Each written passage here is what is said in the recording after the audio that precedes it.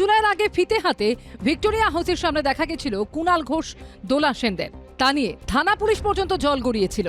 শুক্রবার তৃণমূল ছাত্র পরিষদের প্রতিষ্ঠা দিবসের আগে ফিতে হাতে সভাস্থল পরিদর্শন করলেন ঋতব্রত তৃণমূলের নেতারা। রানী রাসমণি অ্যাভিনিউয়ে সভাস্থল পরিদর্শন করলেন আক্রুজ্জামান সহ ঋতব্রত শিবিরের অন্যান্য নেতা। রানী রাসমণি এভিনিউতে দেখা যাচ্ছে যে 28শে আগস্ট তৃণমূলের ছাত্র পরিষদ দিবসের যে কর্মসূচি রয়েছে তার আগে ঋতব্রতপন্থী তৃণমূলের যারা ছাত্র পরিষদের নেতারা রয়েছেন তারা কিন্তু এই মুহূর্তে এখানে এসেছেন। আমরা দেখতে পাচ্ছি রাস্তার একটা দিক তারা এই মুহূর্তে ফিতে দিয়ে সেই মিটার মাপার চেষ্টা করছেন, কত ফুটে এই মঞ্চ হবে, কোথা থেকে যাতায়াত করতে হবে সবটা আমরা জানি। গতকালকেই কলকাতা হাইকোর্টের তরফে দুই তৃণমূলের যে শিবির রয়েছে তাদের আলাদা আলাদা জায়গাতে তারা যাতে সভা করতে পারে সেই নির্দেশ দেওয়া হয়েছে। তৃণমূল ছাত্র পরিষদের ছেলেরা আমাদের অনুরোধ করেছিল যে আপনারা এসে একটু আমাদের সহযোগিতা করুন মঞ্চ বাঁধার ক্ষেত্রে, কোথায় কী কী লাগে না লাগে। তো আমরা তাই এসেছি। আগামীকাল তৃণমূল ছাত্র পরিষদ আগামী 28 তারিখ তৃণমূল ছাত্র পরিষদ দিবস রানী রাসমণিতে হবে।